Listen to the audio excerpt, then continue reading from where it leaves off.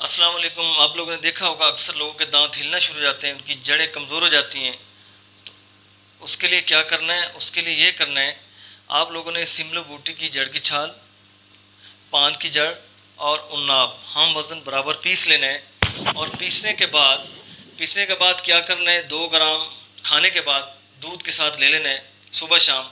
और उसके साथ साथ सरसों के पत्ते और काली मिर्च को पीस लेना है बराबर बराबर। और उसका मंजन जो है दांतों पे इस्तेमाल करना है, दांतों को उसको उससे मंजन से साफ़ करना है।